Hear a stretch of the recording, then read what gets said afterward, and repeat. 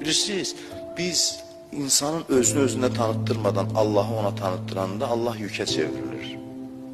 Bizdə var ki, özünü tanıyasan, biləsən ki, Allaha ehtiyacın var, Allaha ehtiyaclısan, bunu başa düşəsən, sonra sana Allahı tanıttıralar.